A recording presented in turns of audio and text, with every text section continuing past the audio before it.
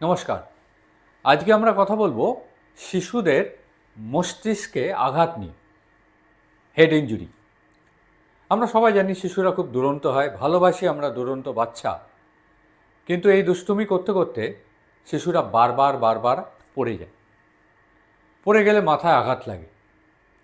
তো আজকের আলোচ্য বিষয় যে এই আঘাত লাগাটা কখন গুরুত্বপূর্ণ, কখন আঘাত লাগলে প্রাথমিক চিকিৎসার পর ডাক্তারকে ডাকবেন বা ডাক্তারের কাছে নিয়ে যাবেন। তখনই যদি দেখেন যে আঘাত লেগেছে, আঘাতের জায়গাটায় শিশুদের তখনই একটু বরফ লাগিয়ে দেবেন।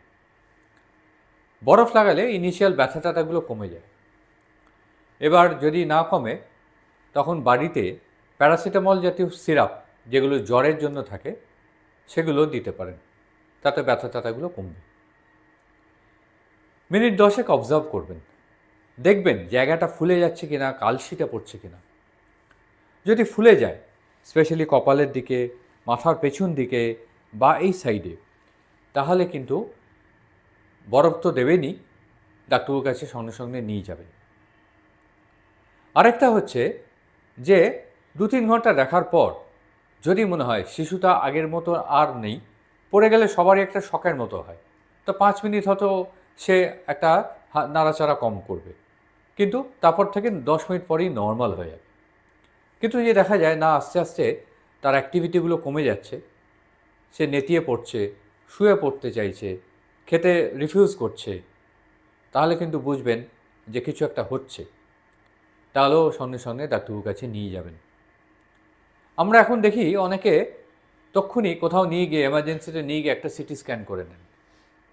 একটা বুঝতে হবে যে সিটি স্ক্যানে আমরা দেখি যে মাথার মধ্যে কোনো ব্লিডিং হচ্ছে কিনা, রক্তপাত হচ্ছে কিনা, আর হাড়ে কোনো ফ্র্যাকচার আছে কিনা। এবার ব্লিডিং, রক্তপাত হলেও তক্ষুনি যে এতটা রক্ত জমে যাবে তা নয়। তো নিয়ম হচ্ছে 3 থেকে 6 ঘন্টার মধ্যে, যদি না খুব এমার্জেন্সি হয়, তবে সিটি স্ক্যান করান। তাই জন্য আপনারা সিটি স্ক্যান করেই ডাক্তারের কাছে যাব বলবেন না, বরঞ্চ উল্টো যাবেন, ডাক্তারের কাছে আগেই যাবেন। ডাক্তার দেখে যদি মনে করেন তাহলে সিটি স্ক্যান করবেন। সব হেড ইনজুরি সিটি স্ক্যান লাগে না। ছোটোখাটো ফল আপনারা যখন বাড়িতে দেখছেন, তারপর ডাক্তারের কাছে নিয়ে যাচ্ছেন, তার মধ্যে আধ ঘন্টা 45 মিনিট অতিবাহিত হয়ে গেছে, দেখে ডাক্তারবাবু ঠিক করতে পারেন যে কাল লাগবে কাল লাগবে না। যাদের লাগে এবং যাদের এই ধরনের ক্লথ থাকে, সবাইকে চিকিৎসা করে দেওয়া সম্ভব। ওষুধ দিয়ে হোক, অপারেশন করে হোক, সবাই তাড়াতাড়ি রিকভার করে। তো এইটার জন্য খালি যেটা বলার বারবার, যে সময়টা খুব গুরুত্বপূর্ণ।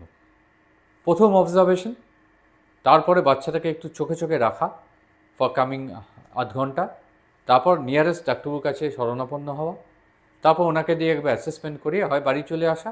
বাড়ি চলে এসেও 24 ঘন্টা একটু নজরে নজরে রাখা, স্কুল একদিন বন্ধ রাখা, তারপর থেকে নর্মাল রাখা। আর যদি কিছু পাওয়া যায় স্ক্যানে, তখন তো একটা আমাদের প্রোটোকল অনুযায়ী চিকিৎসা আছে, সেই নিয়ে পরে বিস্তারিত কথা বলা যাবে। আরেকটা কথা হচ্ছে, যেগুলো অ্যাভয়েডেবল ফলস, খেলতে খেলতে পড়ে গেলেও তো আপনি অ্যাভয়েড করতে পারবেন না। কিন্তু ধরুন আমরা এখন অনেক বাচ্চা পাই যারা ওপর থেকে পড়ে যায়, বারান্দা থেকে পড়ে যায়, রেলিং বলে পড়ে যায়, এইগুলো একটু খেয়াল রাখতে হবে। যারা বহুতলে থাকেন, বাড়িতে যদি ছোট বাচ্চা থাকে, রেলিং, জানলার রেলিং, বারান্দার রেলিং, এগুলো কিন্তু এমনভাবে রাখতে হবে যাতে কেউ যেন গলে না পড়ে। খেয়াল রাখতে হবে বাচ্চা যেন লিফটের কাছে না চলে যায়, বা লিফটের দরজার কাছে না যায়, সিঁড়ি দিয়ে নেমে না যায়।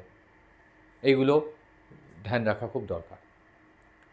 পড়ে গিয়ে যেগুলো অ্যাভয়েডেবল, সেগুলো আপনাদের দায়িত্ব এখান থেকে শিশুদের বাঁচানো। খেলতে খেলতে অনেক সময় ধরুন ফুটবল, ক্রিকেট খেলতে খেলতে মাথায় লাগে, এবং ফুটবল, ক্রিকেট খেলতে গেলে মাথায় লাগলেও আপনারা এখন সবাই জেনে গেছেন যে ফুটবলে হোক, ক্রিকেটেই হোক, মাথায় লাগলে এখন সেই প্লেয়ারকে বসিয়ে দেওয়া হয় কিছু সময়ের জন্য। সেটা অবজার্ভ করা যে এরমভাবে কোনো খারাপ দিকে যাচ্ছে কিনা। আপনারাও তাই, পাড়াতেও এরম খেলাধুলে আঘাত লাগলে কিন্তু তাকে আর খেলতে দেবেন না, একটু বসিয়ে দেবেন, আধ ঘন্টা দেখবেন যে সে তার বিহেভিয়ার কিরাম, সে কিরাম আছে। তারপরে ফিট হলে হয় খেলায় ফিরবে, নাহলে ডাক্তারবাবুর কাছে যাবে।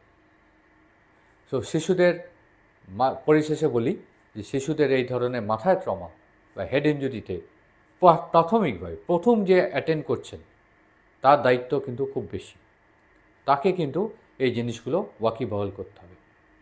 যদি শিশুটার বলে মাথা ব্যথা, শিশুটার যদি নিস্তেজ হয়ে পড়ে, তার যদি খিঁচুনি হয় বা তার যদি বমি হয়, দিজ আর ওয়ার্নিং সাইন্স, তাহলে তক্ষুনি নিয়ারেস্ট ডাক্তারবাবুর কাছে যাবেন। অনেক দূরে হসপিটালে নিয়ে যাবেন না, কাছাকাছি গেলে যেখানে প্রাথমিক চিকিৎসাটা শুরু হয়ে যাবে ইমিডিয়েটলি। টাইম ইজ ব্রেন, সেটা সবসময় মনে রাখবেন।